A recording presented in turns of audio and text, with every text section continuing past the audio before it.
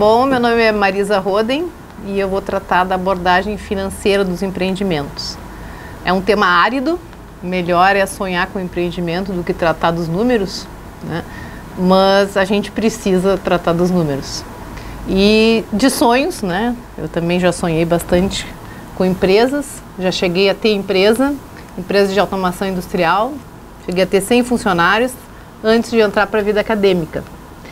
E o que me motivou a entrar na vida acadêmica e fazer um mestrado em finanças foi exatamente entender o que tinha acontecido, uma vez que eu tinha montado uma empresa de automação industrial com clientes tipo Philco, Ford, onde a rentabilidade aparentemente era bastante elevada e na concretização do negócio, ao final do mês, a gente não conseguia fazer aquela distribuição prevista entre os sócios, todos engenheiros, eu analista de sistemas, né?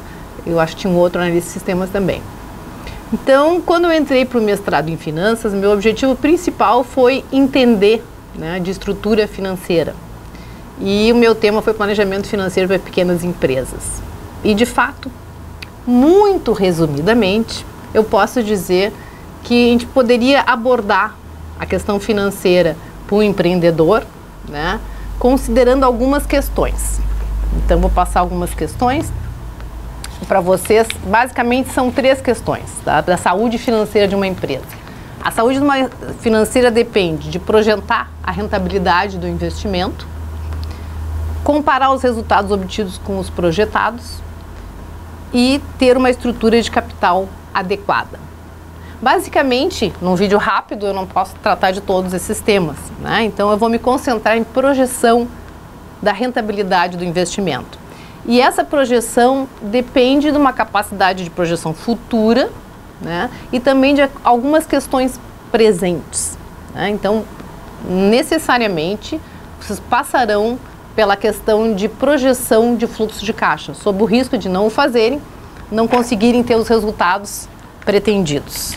Eu me lembro bem que na minha pesquisa de planejamento financeiro do mestrado, tinha uma questão onde perguntava para os empreendedores se eles imaginavam receber mais do que os salários que eles vinham recebendo nas empresas. E mais de 90% dos empreendedores da época disseram que sim, imaginavam que iam ganhar mais. Entretanto, lá no meio do bloco final, tinha uma outra questão, que era se eles tinham planejado o investimento, projetado todas as receitas futuras, as despesas futuras, os impostos. E ali aparecia que praticamente 90% dos empreendedores não tinham feito essa projeção. Claro, isso faz bastante tempo. Hoje nós temos preparações para os empreendedores muito mais fortes, né, como essa daqui. Mas onde se concluía que era muito baseado no sonho de empreender. Porque na realidade, dificilmente a gente vai achar um empreendedor que é financeiro ou que é contador. É muito raro. O empreendedor conhece o produto ou conhece a venda, né? No caso de vocês aqui, vocês conhecem o produto, a tecnologia, e estão pensando na qualidade de vida de quem vai utilizar, na prestação de um serviço, né? E é isso que motiva o empreendedor. Mas, além de pensar nessa tecnologia, nós temos que pensar na capacidade do cliente receber, o quanto a gente vai poder faturar, nos nossos concorrentes, toda uma série de análises que são mais áridas e menos interessantes. Bom, então, conceitos fundamentais de finanças, né? O que a gente pode falar? Em primeiro lugar, a gente tem que pensar em como determinar um fluxo de caixa futuro. O que é esse fluxo de caixa? Ele deve prever todas as receitas, despesas, custos, e ver qual é o saldo de tudo isso. Então, isso é uma projeção de fluxo de caixa. E segundo, a partir disso, como que eu estimo o valor do meu projeto? A maneira de avaliar o investimento é a mesma maneira que se avalia, é uma das maneiras que se avalia uma empresa já em andamento, né? A gente estima os fluxos de caixa futuros, de receitas e despesas, vê o saldo, tá? E se trabalha com o valor presente disso. Então, basicamente, é nisso que nós vamos trabalhar hoje. O que a gente coloca num fluxo de caixa? A gente tem que considerar algumas coisas. Eu vou relatar também algumas que, erroneamente, muitas pessoas colocam na análise do fluxo de caixa. Por exemplo, se é feita uma pesquisa prévia sobre aquele negócio, e já se tem um resultado, se gastou pesquisando tempo, e até recursos materiais, muitas vezes, isso se chama de custo irrecuperável, né, ou custos afundados. E esse tipo de custo não se considera na avaliação do negócio. Por quê? Porque ele não decorre do empreendimento, se tu vai realmente colocar, ele não é incremental ao empreendimento. É mais ou menos como comprou a entrada para o cinema, o filme é ruim, está afundado. Se não gostou do filme, vai embora. É um custo que não vai recuperar. Se, além disso, vai gastar o tempo para assistir o filme, é a mesma lógica, né? Aquilo que já se gastou antes para analisar não deve entrar no processo de decisão de investir ou não. Então, custo irrecuperável não entra. Um custo que tem que ser considerado é o custo de oportunidade perdida. Então, se nós temos um espaço físico que poderia ser alugado, poderia ser utilizado, por exemplo, para outro negócio, o custo da oportunidade perdida tem que ser considerado como um custo dentro do fluxo de caixa. Alguns efeitos colaterais, provavelmente pouco aplicável para vocês, né? Isso acontece mais quando a gente tem uma empresa grande, que possa haver sinergias ou possa haver perda, lançamento de um novo produto que poderia fazer perder uma fatia de mercado de um outro produto existente. Mas esses efeitos colaterais também devem ser considerados na projeção. Mudanças no capital circulante líquido. Vocês já devem ter assistido módulos sobre questões de capital de giro, né? Então, quando eu falo em capital circulante líquido, ele é o quê? Ele representa todos aqueles valores que nós precisamos para movimentar, que não é um ativo imobilizado, mas ele movimenta o negócio e, ao mesmo tempo, ele é um investimento de longo prazo. Então, se nós temos uma loja, que é muito fácil aí de representar a questão de estoque em loja, né? Uma loja de roupas, por exemplo, cada peça de roupa a ser vendida necessita em seu estoque uns 5 itens. Por quê? Porque tem que ter variação de tamanho, de cor. Então, se nós planejamos vender 100 peças, nós vamos ter que ter 500 em estoque. Então, o estoque, embora esteja dentro do ativo circulante, né, ele é capital circulante líquido, na realidade, ele é um item de investimento de longo prazo, porque não pode zerar esse estoque. Em alguns casos de projetos, não se tem estoque. Um outro item do capital circulante líquido que tem que ser considerado é o prazo de venda. Então, por quanto tempo nós vamos financiar o cliente, qual vai ser o valor desse financiamento. E também o prazo do fornecedor. Aí, no caso, conta positivamente para a empresa, né? Quanto maior o prazo, menor a necessidade de capital de giro. Então, esse é um ponto importante, que muitas vezes as empresas podem fracassar financeiramente quando elas estão crescendo. Por quê? Porque à medida que tu cresce, tem maior faturamento, necessita de mais capital de giro e não é um investimento de curto prazo. Tu vai colocar um capital ali para retirar, a não ser que tu baixe as vendas nos próximos meses. Então, capital circulante líquido é um elemento importante. Custos do financiamento. Alguns acham que tem que colocar o custo do financiamento obtido ali dentro. Não. Numa análise de viabilidade não se coloca. Por quê? Porque a gente tem que analisar cruamente, sem considerar nenhum custo de capital embutido ainda, para ver qual é a taxa que retorna daquele investimento. Depois nós vamos comparar a taxa obtida com o custo do financiamento, ou com o custo de oportunidade, com o custo do capital próprio. Mas, então, custos de financiamento não são incluídos. Impostos, esses, infelizmente, temos que considerar uma saída de caixa importante, né? Então, uma classificação tributária é bastante importante. Esse assunto pode ser tratado com o contador, né, que vai estar auxiliando vocês. Impostos, sim, vão ser incluídos no fluxo de caixa. E a depreciação, que é um ato contábil, não é uma saída de caixa. Ela não vai efetivamente contar como saída na projeção do valor, mas ela tem que ser considerada para efeito do cálculo do imposto de renda. Então, a depreciação vai entrar para quê? Para reduzir o lucro projetado e, com isso, reduzir também a despesa com o imposto de renda. Mas ela deve entrar para cálculo do imposto de renda e depois ela é estornada. E isso nós vamos ver no slide que vai ser incluído também na apresentação.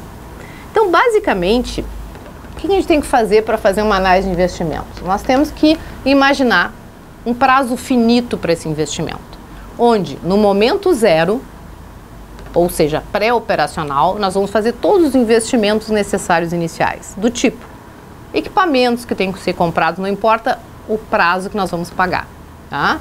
Equipamentos, a não ser que já tenha um prazo diluído nos anos, aí sim, né? Mas nós vamos colocar ali o investimento inicial, uma loja, um espaço para venda, um site, uma tecnologia que tem que ser desenvolvida pré-operacionalmente.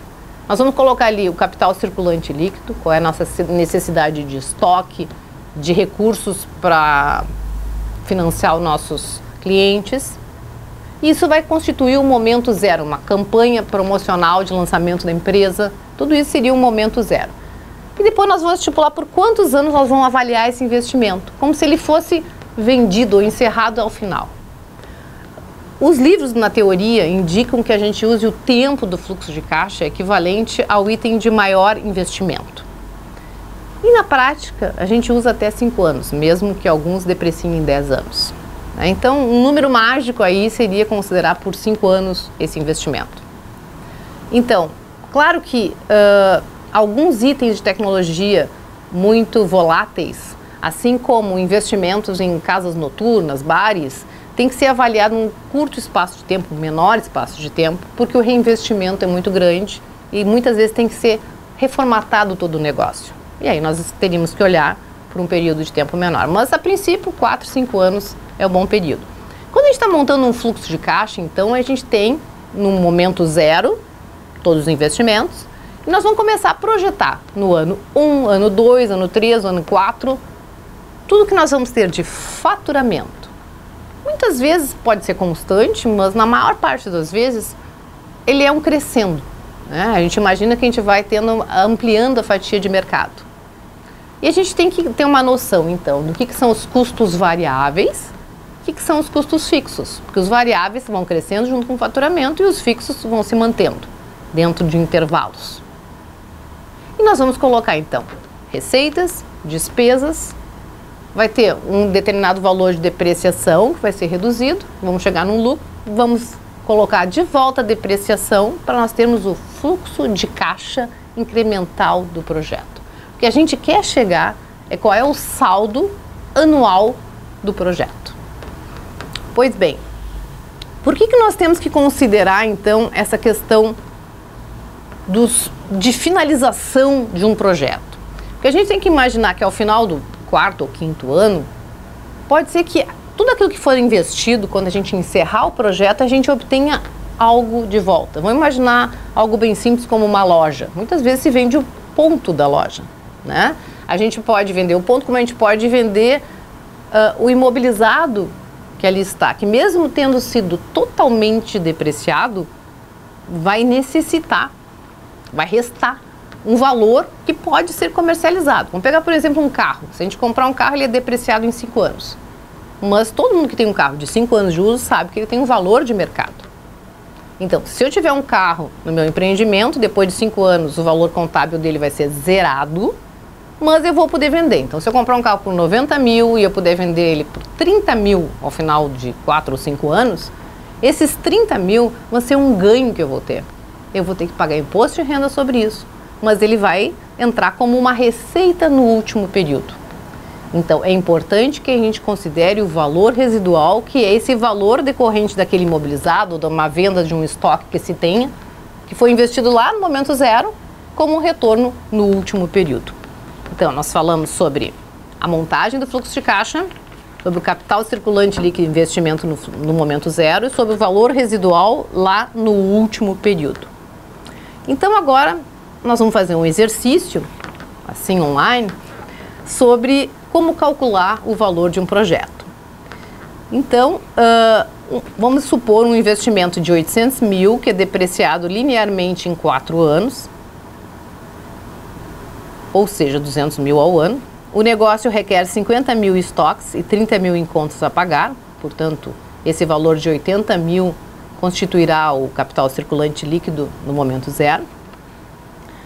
Irá gerar 400 mil de faturamento, um negócio muito bom, desde o primeiro ano com 400 mil de faturamento, e 100 mil de saídas de caixa anualmente. Essas saídas de caixa representam todas as despesas e custos do projeto. E a taxa do imposto é de 40%. Qual o fluxo de caixa incremental nos anos 0 a 4? Ou seja, o projeto será avaliado em 4 anos. Então, como vocês podem ver no slide, né, o investimento no ano zero é de 800 mil, o capital de giro necessário, o capital circulante líquido é de 80 mil, o O fluxo operacional de caixa no momento zero é de 880 mil. Os demais fluxos estão iguais. E no ano 4 não foi considerado nenhum valor residual, ou seja, foi considerado que ao final do projeto não terá uma venda, um valor residual superior ao valor contábil daquele objeto investido lá, nos 800 mil e no 80 mil de capital de giro. Então, anualmente, se tem um fluxo de caixa operacional positivo de 260 mil durante 4 anos. Ok. Como é que eu vou calcular, então, agora o valor deste projeto? Então, a partir do momento que vocês conseguem chegar nesses números, que eu sei que é bastante trabalhoso, fluxo de caixa aceita qualquer valor, o Excel também, então o mais importante é apurar adequadamente essa previsão, especialmente de venda, né? Essa é a principal variável a ser considerada. Mas como é que eu avalio esse projeto? Se eu simplesmente pegar os 880 mil do investimento, né, e for abatendo anualmente os 260, que aparecem como um saldo positivo, eu vou encontrar um valor positivo desse projeto de 160 mil. Entretanto, eu não estou considerando aí o custo do dinheiro no tempo. Eu não estou considerando o custo do capital, o custo de oportunidade. E eu preciso considerar. Então, vamos, por hipótese, considerar que a gente vai descontar cada um desses valores anuais a uma taxa de 5%. Se eu fizer esse cálculo, né, e dividir então por 5% a juro composto a cada ano, eu vou obter um valor de 41.950. Então, o que eu posso deduzir disso? Eu posso aceitar esse projeto ou não? Posso deduzir que se eu conseguir um capital a até 5% ao ano, esse projeto é viável. Né? É uma taxa baixa? É baixa. Eu teria que conseguir um financiamento e um capital a essa taxa para que ele fosse viável. E esse seria então o valor do meu projeto. E assim, também dessa maneira simplista, que se poderia avaliar uma empresa em andamento. Então, vai depender da taxa que vocês vão conseguir, do custo do capital, da taxa que está vigente, que pode ser usado, por exemplo, a Selic, muitas vezes se usa para fazer esse desconto, para que vocês possam aceitar ou rejeitar um projeto.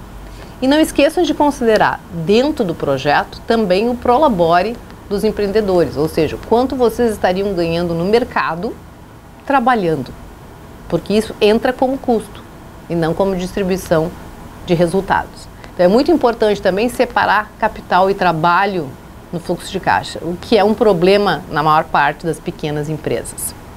Se vocês usarem uma calculadora financeira, vocês vão calcular o Net Present Value e vão ver que vai dar esse resultado que eu comentei com vocês. Né? Bom, esse é o item 1 da saúde financeira que eu havia falado para vocês. O item 2 qual é? Comparar os resultados obtidos com os projetados. Isso é gestão. Vocês podem esperar que o contador de vocês vai fazer uma classificação tributária, uma classificação da empresa, qual é o modelo de contrato que vocês vão ter, tudo isso eles podem ajudar. Mas a gestão cabe ao empreendedor. E essa gestão compete a vocês, então, explodirem esse fluxo de caixa projetado em fluxos de caixa mensal e semanal e acompanhar os resultados que estão acontecendo. Às vezes, grandes empresas, já orientei alguns trabalhos de conclusão, onde grandes empresas não fazem essa avaliação. Esses projetos de investimentos depois não acompanham o previsto e realizado. Ou seja, entra na operação da empresa, cai lá nos sistemas de custos e o investimento em si não é acompanhado. E isso é uma falha.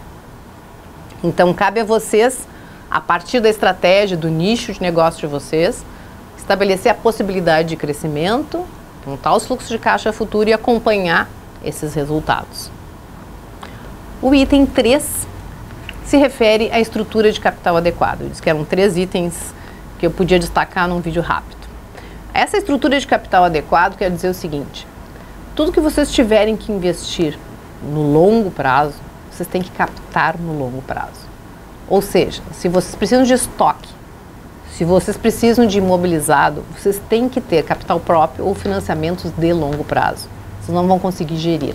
E aquilo que é de curto prazo, tipo um aumento de determinado faturamento que pode eventualmente depois diminuir, podem captar no curto prazo sem nenhum problema. Essa estrutura de capital é responsável, muitas vezes, a inadequação dela, a quebra de muitas pequenas empresas, né? À medida que o faturamento está crescendo, vocês vão precisar de mais capital de giro. E se ele permanecer crescendo, o capital de giro que é necessário para vocês é de longo prazo. Ok? Bom, só que a saúde financeira, na realidade, ela depende de outras dimensões, né? Ela não depende somente do financeiro. O financeiro é o fim da linha, né? É o espelho retrovisor. Na realidade, vocês precisam estabelecer acompanhamentos e metas em outras dimensões. Então, o financeiro, na realidade, ele é o resultado daquilo que vocês vão fazer com seus clientes, com o mercado, que depende dos processos internos que vocês têm, que depende daquilo que vocês têm de tecnologia, de aprendizado e crescimento. Então, eu diria que, no mínimo, em cada uma dessas 4 dimensões, vocês devem ter indicadores. Então, se no financeiro, vocês teriam que acompanhar, no mínimo, o faturamento e os custos variáveis, no mercado, vocês vão ter que acompanhar a satisfação do cliente, vocês vão ter que acompanhar o número de clientes novos, por exemplo. Nos processos internos, vocês vão ter que definir alguns indicadores para vocês, assim como no aprendizado e crescimento. Porque a saúde financeira depende dessas outras dimensões, está completamente ligado. Financeiro é só uma decorrência, né? É um resultado. A gente chama de indicador de resultado aquilo que se refere ao financeiro e ao mercado. Um indicador de tendência aquilo que se refere aos processos e ao aprendizado. Bom, era isso por enquanto. Estarei disponível para vocês, então, para resolver dúvidas e olhar os fluxos de caixa, se vocês quiserem avaliar comigo. E para aqueles que não vierem, desejo sucesso. E não esqueça que o mais importante de tudo é acompanhar a gestão quando vocês crescerem. Esses são os pontos cruciais, os pontos de crescimento. Obrigada.